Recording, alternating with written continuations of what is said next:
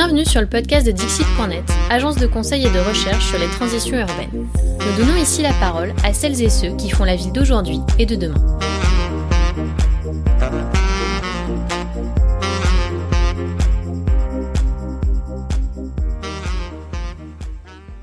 Bonjour Joanne, bonjour Fanny, merci beaucoup de participer donc au podcast de Dixit. Joanne, tu es directeur des espaces publics à La Roche-sur-Yon et Fanny, tu es chargée d'opération dans ce même service. On a pu assister à l'inauguration aujourd'hui de la rue Clémenceau qui vient sur laquelle des beaux modules. Combien de modules, rappelez-moi? 10 modules viennent d'être installés pour tester de nouveaux usages sur cette rue et vous allez nous raconter comment ça se passe. Peut-être qu'on peut commencer avec une question un peu plus globale sur l'objectif de piétoniser une rue comme la rue Clémenceau. Quels sont les objectifs? À quoi ça sert pour vous de faire ça? Ouais, alors bonjour à tous. Pour un petit rappel historique, la rue Clémenceau était, il y a encore 10 ans de ça, une rue circulée avec les voitures. Il y a eu le projet de la place Napoléon qui a été mené par l'équipe chez Métoff, dans lequel dans le périmètre il y avait la rue Clémenceau. À ce moment-là, il y a eu une première transformation de la rue Clem où la voiture a disparu, mais par contre les bus continuaient de passer. C'était même le point névralgique pour atteindre le hub de la place Napoléon, le hub bus de la place Napoléon. Les années ont passé, il y a eu une petite dizaine d'années, et en fait l'un des constats ça a été de dire que le bus prenait vraiment beaucoup de place et que du coup la déambulation dans la rue en pâtissait. En tout cas, c'était le ressentiment des usagers, des commerçants, mais aussi des élus. Donc la question, ça a été sur la rue Clem de se dire, pourquoi pas la piétoniser, pourquoi pas à nouveau modifier les usages, tout en ne faisant pas de nouveaux chantiers, parce que le traumatisme du chantier de la place Nap était encore assez présent. Et donc ça a été ça la gageure un peu de ce travail-là. Alors pourquoi piétoniser? Clairement, c'était la rue Clémenceau est l'artère principale commerçante de la ville. On est une petite ville moyenne, et comme toutes les villes moyennes, on souffre de la compétition avérée ou pas entre la périphérie et le centre-ville. Et évidemment que la rue Clémenceau, étant l'artère commerciale, souffre également un petit peu de ce sentiment de concurrence. Et donc l'un des objectifs principaux en piétonisant, c'était de permettre de retrouver de la déambulation dans la rue, de faire en sorte que on n'y passe pas simplement en bus, mais qu'on puisse aussi être piéton, flâner, et donc du coup que l'artère commerçante soit vivante, retrouve sa vie. Voilà, donc principal objectif de la piétonisation, on va dire que d'abord c'est arrivé par le commerce. Et puis après, il y a quand même l'objectif plus classique d'un centre-ville où le piéton, il y a une aspiration de la part des gens à retrouver de la place dans l'espace public. Et le Covid, en plus, de façon conjoncturelle, a encore plus amplifié ce souhait-là des différentes personnes. Donc voilà. Donc du coup finalement une volonté qui vient aussi des commerçants, ce qui est pas toujours le plus évident. On l'a vu dans des articles de Mathieu Chassignet de l'ADEME que enlever la voiture, enlever le bus dans une rue commerçante et piétoniser, c'est pas toujours ce que les commerçants préfèrent. Donc voilà, quelle réception de leur côté et quel travail vous avez dû faire en amont aussi pour que ça se passe au mieux? En fait, les commerçants, ils ont fait remonter il y a 2 ans avec la direction qui s'occupe, le DEVECO chez nous qui s'occupe du service économique de la ville, le souhait de redynamiser le centre-ville. Et c'est un peu ce que disait tout à l'heure Johan, redynamiser le centre-ville, c'est un petit peu aussi faciliter le piéton. Donc quand on leur a proposé ça lors de la première réunion en fait d'information sur la méthode, c'était assez étrange parce que sur l'assemblée, il y avait à peu près 30% qui étaient très réticents à dire non, et puis même il faut remettre la voiture parce que la voiture c'est ça qui faisait que ça fonctionnait et on pouvait se garer devant le magasin et puis c'est comme ça que ça vend en fait. Et toujours cette comparaison avec l'extérieur. On a vraiment 2 pôles, les flâneries et Actisud aux périphéries de la ville, qui sont vraiment les bêtes noires pour les commerçants du centre-ville. Et là, je dirais où on les a séduits entre guillemets, c'est qu'on est en fait sur une méthode où on teste. Si ça fonctionne pas, on revient en arrière. Donc, sur ce postulat, du coup, les gens ont commencé à se dire bon, d'accord, on peut essayer. Et puis, de toute façon, si ça marche pas, on reviendra en arrière. Donc, ceux qui étaient convaincus étaient d'autant plus, oui, il faut y aller. Et puis, ceux qui étaient pas convaincus disaient de toute façon, dans 2 mois, on reviendra en arrière. Et puis, on les a insérés dans la démarche tout au long en fait des ateliers. Puis en fait, ils ont commencé à être séduits, en tout cas par les hypothèses de nouveaux projets, de nouveaux usages qu'il peut y avoir. Et puis on le voit bien là avec l'arrivée des modules aujourd'hui, ils sont à 100% convaincus. Et ça a même amené à ce que les rues perpendiculaires auxquelles on n'avait pas du tout au début intégré la démarche. Lors de ces réunions-là, ils nous ont dit mais nous aussi on veut que ça soit piéton. Alors on n'y est pas encore, on n'a pas franchi le pas. Néanmoins, ils nous ont demandé d'avoir des modules qui n'étaient pas prévus. Au début, on devait en avoir que 8 sur l'artère principale, et du coup là, il y en a 2 qu'on appelle des modules parking deck parce qu'ils prennent la place d'une parking de stationnement. Et puis l'idée, ça sera prochainement pendant un samedi, un dimanche, un mercredi, puis une semaine ou 2 semaines, monopoliser la rue et puis la rendre piétonne et voir ce que ça donne, si ça fonctionne ou si ça fonctionne pas. Vous allez nous raconter, mais c'est vrai que donc vous menez une démarche d'expérimentation, vous testez des nouveaux usages. Finalement, c'est aussi une façon de convaincre les commerçants, parce qu'ils se disent que si ça marche pas, ça reviendra à la normale, enfin la normale entre guillemets. Donc racontez-nous, pourquoi tester des nouveaux usages sur cette rue? Alors, le but de tester les différents usages sur la rue, c'est exactement ce que vient de dire Fanny en fait. C'est plutôt que la collectivité impose quelque chose, par un aménagement pérenne, c'est plutôt l'inverse. On renverse un peu la façon de faire et le processus en proposant, et c'est un groupe de travail donc qui était composé de façon à peu près paritaire entre des usagers et puis les commerçants, en proposant des différents usages qui manquent dans la rue. Donc on a eu toute une batterie de différents usages qui ont été proposés. Ça allait de choses à peu près farfelues, mais c'est pas grave, on était assez ouverts, comme par exemple mettre une tyrolienne dans la rue, voilà, on a eu ça. Mais en tout cas, voilà, des espaces de jeu, beaucoup de détente, mais aussi de cadres de vie, plus de verre, bon voilà. Donc il y avait tout ce travail-là, donc comme ça venait un peu de partout et que c'était un peu pas forcément simple à organiser selon toutes les idées, l'idée a été de se dire très bien, vous nous donnez tout ça. Alors bien sûr, ça a été majoritaire quand même, sinon on pouvait pas non plus avoir 150 usages, autant d'usages en tout cas que d'avis. Il y a eu un consensus qui en est ressorti de ce travail de concertation préalable. Et l'idée, ça a été de construire de façon modulaire, avec des modules en bois. Alors, une petite parenthèse, comme on est en centre-ville, on se différencie quand même un petit peu de ce qu'on peut voir, notamment dans les ateliers de préfiguration, dans les quartiers, par exemple, prioritaires, avec les ateliers palettes et ce qui en suit. Là, on est quand même sur une densité d'usage importante, beaucoup de personnes, c'est plus de 10 000 personnes qui passent dans la rue tous les jours. Et puis, il y a une image de centre-ville aussi à avoir. Donc, c'est vrai que le modulaire voulait pas dire le cheap. On n'est pas sur de la palette, on n'est pas sur du Bally Road, on est quand même sur quelque chose qui doit mettre en œuvre et puis mettre en scène la rue et ses façades. Donc, les usages, en fait... chaque module, en fait, on retrouve à peu près un usage qui avait été proposé dans le cadre de la concertation. Donc, on retrouve des zones de détente. Donc, ça avait été demandé. Donc, on retrouve comme ça sur à peu près un peu plus de 200 mètres de rue de modules, sur de la détente. Il y avait également tout un parcours artistique. L'art dans la rue était aussi assez plébiscité. Donc, on a mis en œuvre 2 modules dédié à l'art, donc avec un parcours artistique et puis une zone plutôt de lecture, de bibliothèque. Alors on essaye aussi de le faire en lien et puis en réponse avec les commerces qui sont présents dans la rue. Par exemple, la bibliothèque, on l'a mise en face de la librairie, pour qu'il y ait une appropriation aussi des commerçants sur l'espace public et que ce soit pas encore une fois la ville qui fasse tout et qui propose tout.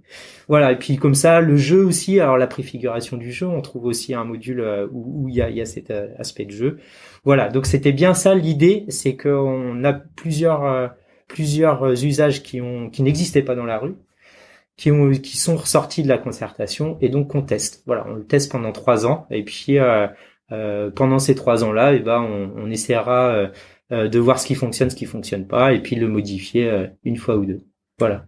Oui, c'est un moment qui est assez complexe parce qu'effectivement, on veut répondre à la fois à tout plein d'usages, mais en même temps, c'est pas possible pour tout le monde. Certains usages plaisent à certains, mais peuvent gêner d'autres. Il y a une interaction ce matin qui a été assez intéressante entre un jeune garçon qui vous a demandé pourquoi est-ce qu'il n'y avait pas un banc dans ce petit couloir, mais en fait, c'est parce qu'on pourra plus, enfin, la poussette ne pourrait pas circuler ou le fauteuil roulant.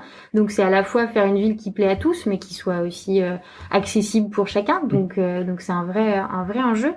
Et est-ce que vous pouvez nous raconter le processus, à la fois ce processus expérimental, mais aussi dans sa participation, parce que vous avez une méthode assez innovante, en plus pendant la période du Covid. Donc voilà, ce processus de participation et aussi l'évaluation que vous allez en faire, parce que qui dit tester des usages dit aussi évaluer ce qui se passe sur le site. Tout à fait. On a commencé en fait, et c'est vrai que c'est la première fois qu'on a fait, c'est d'ailleurs une démarche comme ça, on a commencé par faire une enquête publique, quel usage pour demain pour la rue Clémenceau. Donc dedans, on avait ciblé un peu toutes les interrogations qu'on avait nous-mêmes, et on a envoyé ça à l'échelle de l'agglo et de la ville, en numérique et aussi en version papier. On était assez satisfaits parce que pour une première, on a eu 1000 participants, enfin 1000 retours, donc ce qui est plutôt bien à l'échelle de la ville qu'on a. Et puis en fait, cette base-là de travail nous a donné déjà un peu les intentions. Donc c'était grosso modo la rue est trop grise, elle est vide, elle est pas assez verte, on veut plein d'animations. On veut du jeu, on veut un espace à vivre et à expérimenter. Et du coup, de là, en fait, on s'est fait accompagner de Patrick Bouchardon de l'agence PENA sur la conception, parce que des mots, c'est simple, mais après les transformer en 3D et donner une ambiance et une cohérence aussi sur un linéaire, c'est pas simple. Donc du coup, avec cette matière-là, on a commencé déjà à travailler un peu à des visuels, à des supports pour préparer en fait des ateliers urbains. Et dans les ateliers urbains, on avait décomposé présentation du résultat de l'enquête pour qu'ils voient aussi. Ils ont leur mot à dire, mais il faut prendre en compte les 1000 personnes qui ont donné leur retour. Il y avait une partie du coup programmation, validation en fait de la programmation, parce que comme le disait Johan, il y avait des idées complètement folles, mais c'était génial parce que c'est ça qu'on voulait en fait, c'était sortir du classique en fait. Et puis le troisième volet qui était spatialisation, donc c'est l'esthétique qu'on veut et où on le met aussi dans la rue, comment on l'agence. Après, bien se greffer les contraintes d'un aménagement. C'est-à-dire que, oui, il y a les normes PMR, il y a les accessibilités techniques, il y a les pompiers, et tout ça mis bout à bout, en fait, on est obligé de compiler et de s'ajuster et d'adapter les choses. On a joué avec la réglementation parce qu'on est contraint de le faire, sinon on fait rien. Parce que typiquement, on nous a demandé des jeux pour enfants, mais des jeux pour enfants, ça rentre dans une réglementation très stricte. Donc ça veut dire sol souple, ça veut dire hauteur de chute et tout ça. Suggérer le jeu n'est plus un jeu, mais on rentre dans le jeu. Bien sûr. Donc, en fait, voilà, il a fallu jouer avec toutes ces subtilités-là pour arriver à répondre, en fait, aux besoins exprimés. Donc, du coup, le Covid étant là, normalement, les ateliers, on n'aurait pas dû les faire en numérique, mais en présentiel. Et là, en fait, on les a fait en numérique, ce qui était, pour ma part, en tout cas, une expérience plutôt positive, parce que on a réussi à les caser sur des créneaux où on n'arrive pas à toucher les gens habituellement parce qu'ils travaillent. Donc là, on les avait mis entre midi et 2. On l'a mis le soir vers 20h, 21h. Donc on a pu toucher un panel en fait de gens qu'on n'a pas habituellement. Donc des jeunes, des très jeunes, des familles. Donc c'était très satisfaisant parce que ça nous a donné justement au niveau des usages des choses qu'on n'aurait probablement pas eu. Parce que comme vous le précisiez avant, des fois, il y a des usages qui ne plairont pas à des personnes plus âgées parce qu'elles vont être trop sonores, et puis vice-versa, des choses trop calmes ne plairont pas aux jeunes parce que c'est trop calme et ennuyeux en fait. Donc il y avait ce compromis. La tyrolienne était une bonne idée, mais on l'a retirée à cause de tout simplement c'est une rue, donc il y a des traversées de droite à gauche et du coup l'aspect sécuritaire fait que ça marchait pas. Donc voilà, il y a eu après aussi c'était drôle dans les ateliers, c'est qu'il a fallu aussi transmettre en fait cette vision-là aux personnes de ce qui est possible de faire, ce qu'on peut pas faire, pourquoi on peut pas le faire. Et c'est là où ils ont été géniaux, ils ont été réactifs et ils se sont eux-mêmes mis en posture de concepteurs en disant ah oui mais parce que là si on le cadre ça marche pas, oui donc on va faire différemment. Et du coup ils sont partis sur des options de jeu beaucoup plus simples, genre la table d'échecs qui va faire table de dames. Ils ont même poussé les choses un peu plus loin. Alors pour l'instant on l'a pas transformé, mais ils ont dit pourquoi pas avoir des molki ou des choses tout simplement qu'on vient mettre et qu'on enlève puisque la rue devient un espace de loisir. Donc du coup il y a plus cette contrainte de flux. Et puis cette partie-là nous a permis du coup de faire et définir notre projet et de faire la phase habituelle AVP Pro DCE. Et puis pendant en fait cette phase-là, il a fallu quand même être toujours en itération avec la conception parce qu'on est sur un temps très très court. Hein. On est sur, je le rappelle, 9 mois entre le démarrage et la pause.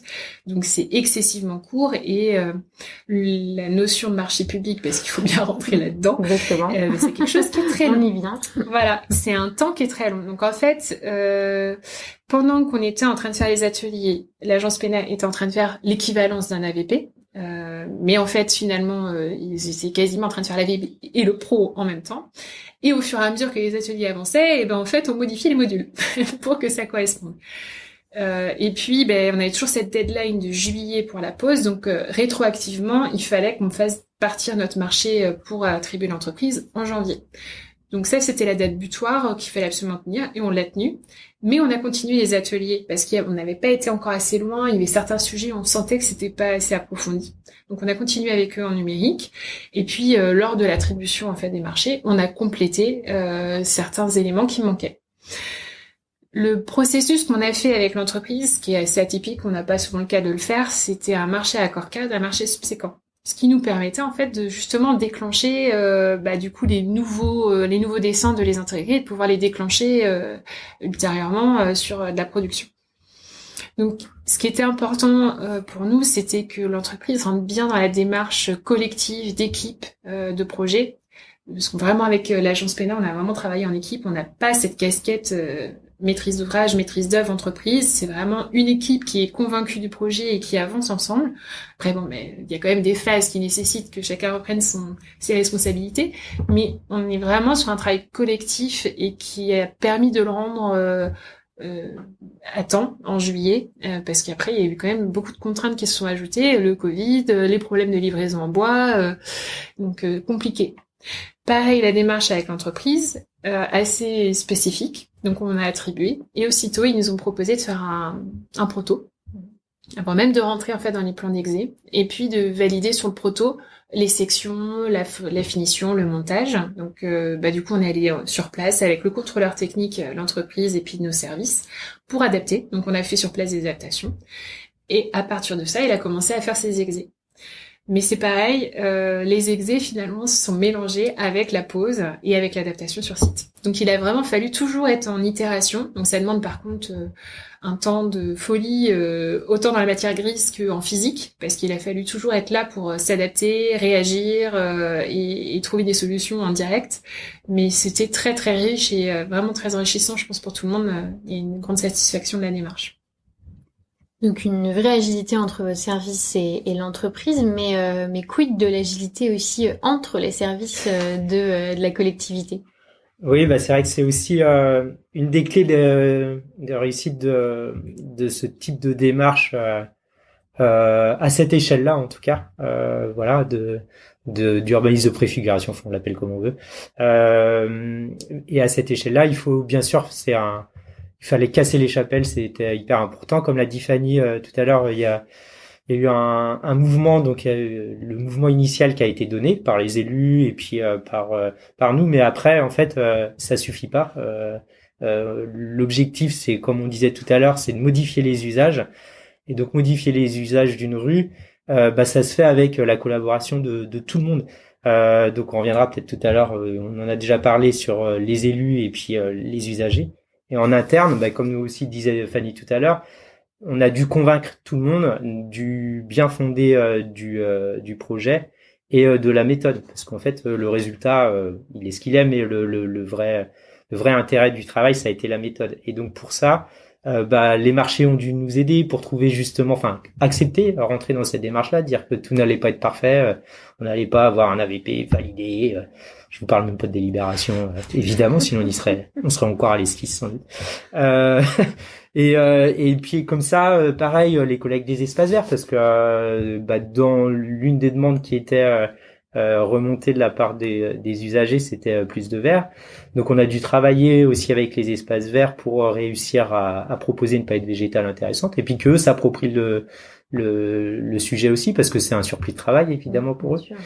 Derrière, c'est aussi les autres usages liés à la culture. On n'a pas parlé du sport, mais il y en a aussi un petit peu. Donc, faire rentrer aussi cette autre chapelle-là, ces autres chapelles-là, pour que eux aussi s'approprient le lieu et proposent par eux-mêmes, mais aussi comme sont des liens avec d'autres forces actives du territoire, les associations, les collectifs d'artistes, voilà.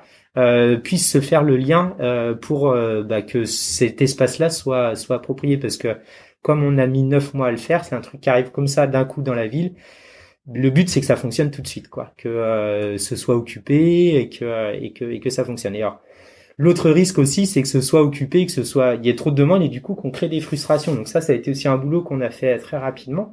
Et là, du coup, c'est encore un autre service qui a travaillé là-dessus. C'est le service qui gère les manifestations, qui a dû aussi s'approprier le site, l'espace, pour pouvoir être le catalyseur des différentes demandes, la porte d'entrée, pour que y ait une planification qui se mette en place, et que voilà, comme ça, il y ait pas de frustration de créer, et que chacun puisse y trouver sa place à son temps, à son moment, puisque il y a les événements, on va dire, institutionnels portés par la ville, mais il y a d'autres choses, et c'est ça aussi nous qu'on veut, qui se passe ici. Et cette autre chose-là, malgré tout, faut pas que ça vienne en conflit, je sais pas si c'est le bon terme, mais en tout cas, voilà, que ça fonctionne pas, que la mayonnaise ne prenne pas, quoi. Donc c'est bien en ça que forcément tout le monde devait jouer le jeu. Donc nous, ça a été un peu notre boulot de VRP, de dire si vous allez voir, ça marche bien.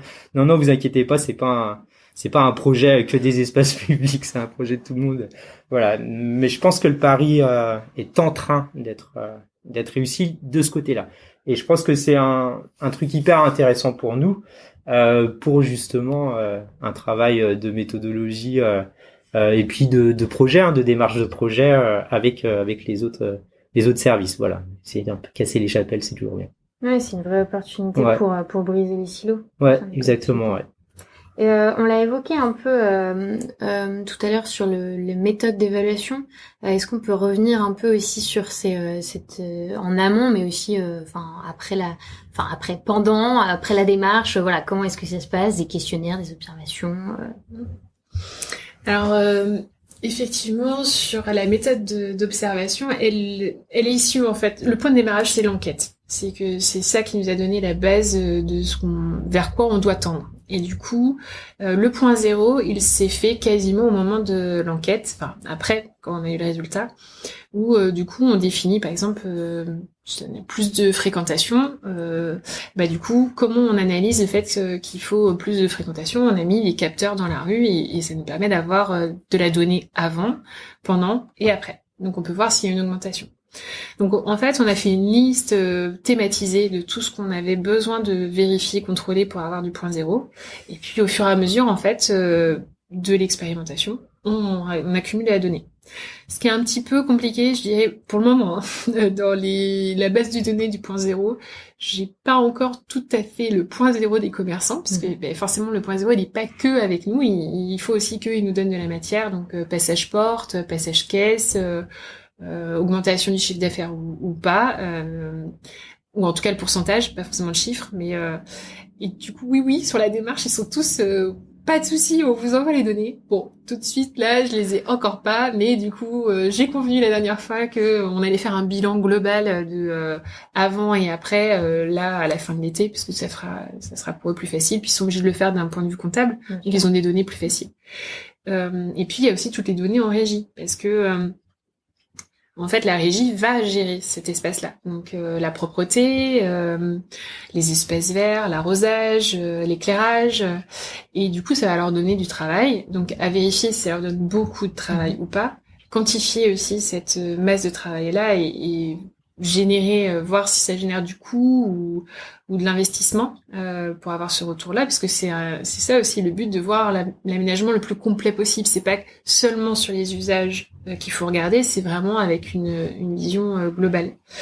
Donc sur la méthode à suivre, je vous avoue en toute honnêteté, on est en train de créer la démarche au fur et à mesure qu'elle avance et on s'adapte au fur et à mesure. Donc là, on a une base du point zéro et on a une base d'analyse. Là, on s'est dit avec l'équipe interne qu'on allait se retrouver en septembre, enfin juillet-septembre, pour faire le point sur comment on met en place la deuxième phase du laboratoire. L'objectif étant de se dire qu'on collecte de la donnée après l'été, parce que c'est là où on va avoir le pic de fréquentation et qu'on va pouvoir vraiment voir des usages et l'appropriation des espaces. Donc on se laisse un mois grosso modo en septembre pour regarder, analyser et faire de la donnée. Et puis l'idée c'est fin de l'année là, sur octobre, novembre, décembre, on relance en fait le groupe de travail et plus largement à l'échelle de l'agglo et de la ville, parce que le groupe de travail qui nous a suivis là, s'il peut s'étoffer, tant mieux. Enfin l'idée c'est vraiment de travailler le plus largement possible avec tout le monde. Et on sait bien que c'est toujours compliqué de mobiliser les gens et les garder mobilisés. Donc, peu importe si c'est pas le même, le but étant d'avoir vraiment cette température prise directement dans la population. Ouais, qui est vraiment pas en effet le plus simple de garder les gens pendant autant de temps. Et puis pareil, c'est bien de se dire on récolte de la donnée, mais toujours faut la voir, faut pouvoir les comparer entre elles. Faut regarder les pics entre le début de saison et le pic de Noël. Enfin voilà, sans que tout ça vienne perturber l'évaluation et qu'on puisse sentir quelque chose. Donc forcément, c'est une rue particulière à La Roche-sur-Yon. C'est la rue Commerçant de La Roche-sur-Yon qui découle, on va dire, de la place Napoléon. Donc quand même, enfin voilà, qui a un contexte un peu spécifique. Mais qu'est-ce qui vous paraîtrait, disons, un peu plus généralisable dans le projet que vous avez mené, que ce soit en termes de méthode ou même en termes de résultats, sur voilà, si une ville vous souhaitez faire elle aussi piétoniser sa rue commerçante, quels sont un peu les conseils que vous pourriez donner ou choses comme ça? Bah, je pense que dans un premier temps, sur ce type d'espace public là, où en fait il y a une multiplicité des usages, souvent si on est dans une rue commerçante qui est pas encore piétonne, on a donc une rue commerçante, donc il y a des commerces, elle est pas piétonne, donc il y a les voitures, il y a les places de stationnement, et le premier travail qu'il y a à faire, même si on est les premiers convaincus, c'est que bon, il y a de voitures, plus il y a d'usages, certainement. C'est plus facile. En tout cas, il y a quand même tout ce travail qu'on a fait de concertation préalable. Ça, c'est hyper important, même si elle est rapide, hein, puisqu'encore une fois, on n'est pas dans un processus classique de je concerte, après je fais mon étude pendant 1 an, puis après je fais les travaux pendant 2 ans, puis on se revoit ou pas. Là, non, là justement, pour emmener justement les commerçants et puis casser cette idée du no park no business qui est encore bien présente, c'est de dire qu'on est dans on est dans un laboratoire. On est là, on teste. Et si ça marche pas, par contre, faut être honnête, faut être honnête dans la démarche, évidemment. Si ça marche pas de souci, on revient à la situation initiale ou on fait autre chose. Comme disait Fanny tout à l'heure, il y a eu sur la première réunion une partie des commerçants qui souhaitaient revoir la voiture dans la rue Clémenceau. On a dit pourquoi pas. Enfin, on est obligé d'être, même si on est convaincu évidemment particulièrement de l'inverse, mais on est obligé d'être honnête dans la démarche. Et on est obligé de dire que oui, effectivement, si ça fonctionne pas du tout, si on observe au bout de 3 ans une catastrophe au niveau des chiffres d'affaires, que voilà, plus rien ne fonctionne, bah pourquoi pas se dire que peut-être que la voiture ça va faire augmenter le chiffre d'affaires. Bon bref, mais toujours est-il que je pense que c'est vraiment ça le s'il y a quelque chose qui est reproductible sur ces thématiques-là où ça draine des tensions. Alors du coup les élus sont en plus ils sont très exposés, hein, forcément, c'est sur leurs artères principales de centre-ville. Il faut être en capacité de proposer du test. C'est un truc en France on fait peu, en tout cas dans les centres-villes. Parce que encore une fois c'est ça, on a peut-être l'image du test, ce qu'on disait tout à l'heure, un peu la balirode, un peu un peu le truc un peu cheap.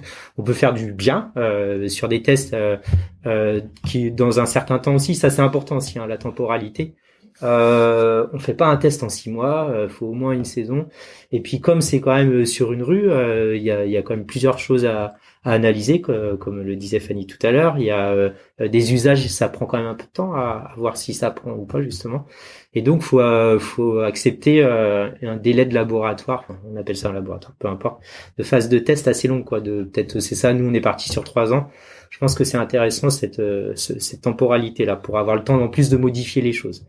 Donc ça vraiment c'est quelque chose que je pense qu'il y a à retenir. C'est vraiment être en capacité de préfigurer les choses avant de partir dans de l'investissement lourd. L'argent public en plus est de plus en plus rare, hein, un peu partout. Et donc on s'assure du bon fonctionnement de l'usage, on amène tout le monde, on convainc tout le monde est convaincu. Et c'est pas forcément d'ailleurs l'usage que nous on avait imaginé, hein, faut être aussi en capacité de l'accepter. Et puis à partir de là, on voit si on part sur des choses plus pérennes, voilà, dans le temps. Si on pérennise ou pas. Ouais. Pour finir, donc c'est la question qui prête à débat, parce que c'est pas une question qu'on se pose aussi beaucoup. On a toujours le temps de se poser. Mais si vous deviez refaire ce projet, alors que ce soit dans cette même rue, de façon fictionnelle, ou si c'était dans une autre rue, l'agglomération par exemple, qu'est-ce que vous referiez et qu'est-ce que vous referiez différemment, voire pas du tout? Alors, ce qui est intéressant, c'est on s'est fait bousculer entre guillemets quand la commande des élus nous est arrivée dessus en octobre et on nous a dit juillet, on s'est regardé, on va jamais y arriver. Donc ce qui est intéressant en fait quand on bouscule et qu'on donne pas du tout la temporalité habituelle, on est obligé en fait d'inventer et d'être inventif et d'être agile. Et je pense que c'est ça que je retiendrai sur cette démarche, c'est que l'agilité et la rapidité nous a amené à faire des choses qu'on n'aurait probablement pas fait en temps normal. Ça, je le garderai même si c'était pas du tout confortable. Même si il y a eu des pics de stress, ça a été compliqué. Et je dirais qu'on a eu de la chance quand même malgré tout d'avoir des équipes en interne, une régie très forte et puis des collègues, que ça soit à la communication, à l'informatique, enfin un peu dans toutes les directions avec lesquelles on a travaillé étroitement, qui ont été très réactifs. Parce qu'en fait, si il y avait eu 1 ou 2 grains de sable qui se seraient mis, ça aurait fait coincer la machine. Donc, je dirais pour plus de confort, un tout petit peu plus de temps, ça aurait été mieux, surtout sur la partie travaux, enfin vraiment finalisation du dossier DCE et la partie avec l'entreprise. Bon, le DCE, on a réussi, comme on l'a dit tout à l'heure, un peu à gagner du temps parce que on a consulté. Mais par contre, là, la phase exé, mine de rien, c'est une phase pour moi qui me paraît incontournable. Enfin, là, on l'a fait qu'à demi et en fait, on a réglé beaucoup de choses sur le chantier, ce qui a fait que sur mon temps professionnel, j'ai dû mettre d'autres opérations beaucoup plus en veille et être très présente sur le site. Alors que j'avais pas du tout envisagé d'être aussi présente que ça et de mettre vraiment les mains dans le cambouis. Alors par contre, j'adore ça, donc ça m'a pas du tout gênée. Et l'équipe étant géniale sur place, moi ça m'a beaucoup plu. Mais je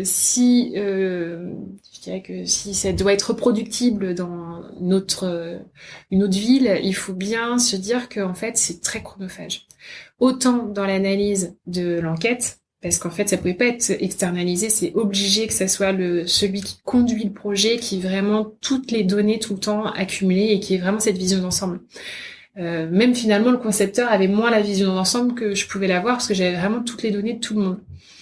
Donc là-dessus, oui, pour moi, c'est la fin en fait. C'est juste la phase avec l'entreprise qui aurait dû avoir peut-être pas beaucoup, hein, mais 3 semaines, 1 mois en plus, ça aurait beaucoup facilité les choses. Après, je pense qu'il faut rester à l'échelle humaine. C'est-à-dire que ce qui est génial sur ce projet, c'est 9 mois en fait. Et ils l'ont dit tout à l'heure sur site, hein, les usagers qui ont pu témoigner.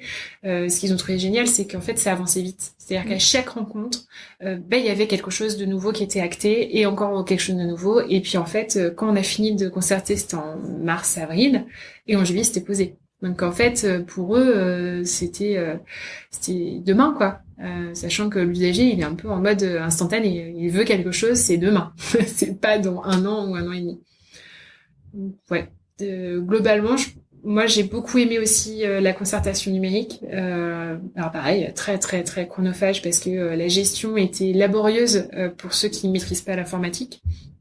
Donc je pense qu'il faudrait la coupler avec du présentiel parce que mine de rien, toutes les personnes un peu âgées ou qui n'ont pas accès à l'informatique ou qui sont pas familiarisées, on les a un peu perdus. Même si on s'était bien organisé, hein, on faisait à leur place, ils nous disaient par téléphone ou ils le disaient via le numérique.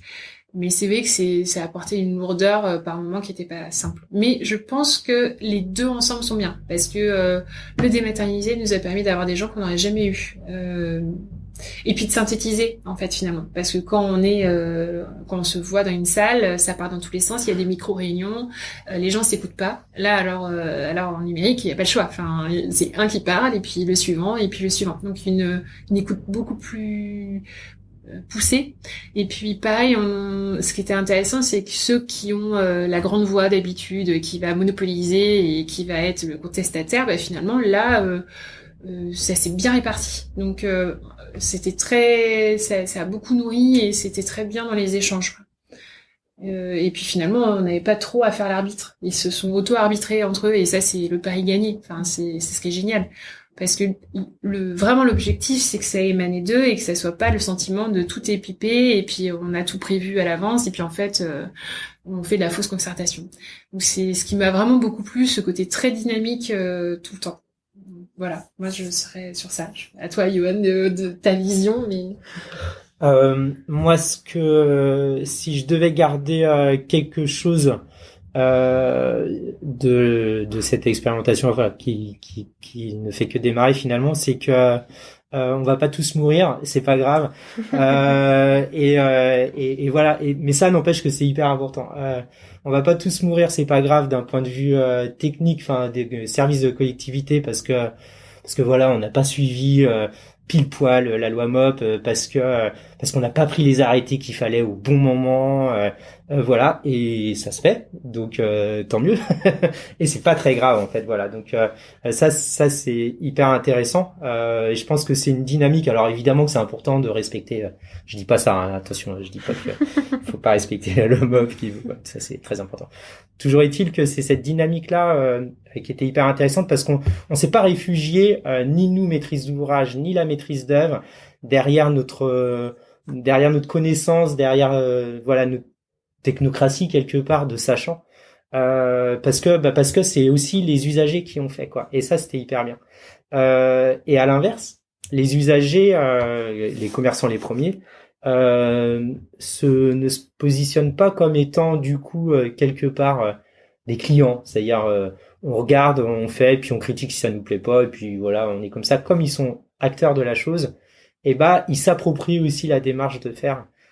Et derrière, demain, alors ça, il va falloir qu'on le vérifie, hein, mais j'espère en tout cas qu'ils vont être aussi dans l'auto-appropriation et donc aussi dans quelque part le contrôle, mais aussi l'animation de leur espace, quoi. Voilà, de cette appropriation d'espace, pas seulement en tant qu'usager, mais aussi quelque part d'avoir un peu fait le truc. Donc ça, pour moi, je pense que c'est le point top de la méthode. Si on devait refaire la chose différemment, je sais pas. C'est plutôt cette méthode-là qui n'est pas, je pense, à dupliquer tout le temps et partout. C'est pas la recette miracle du tout. Parce que premièrement Fanny l'a dit, ça mobilise énormément. Alors bien sûr que c'est le jeu, hein, ça a un coût en investissement gris important, donc on l'a accepté ça en rentrant dans ce projet-là, mais bien sûr on peut pas le faire pour tous les projets évidemment, donc premièrement, et puis deuxièmement par rapport à l'espace public en tant que tel, des espaces publics où les usages sont déjà assez affirmés, il n'y a pas nécessairement de modification à avoir, on n'est pas forcé de rentrer dans cette méthode-là. Et la méthode classique, elle a aussi ses gros avantages, elle fonctionne bien aussi. Et donc voilà. Donc je pense que c'est quelque chose à réserver vraiment sur une grande modification d'usage d'un espace public, et que c'est pas du tout la recette miracle à appliquer de façon générale sur tous les espaces. Voilà.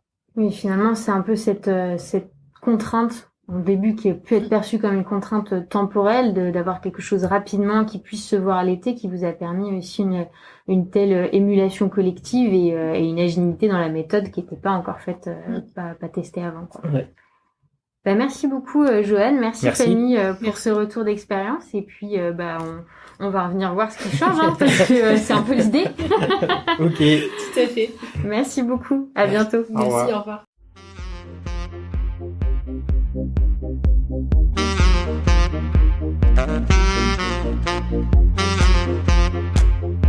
Merci pour votre écoute.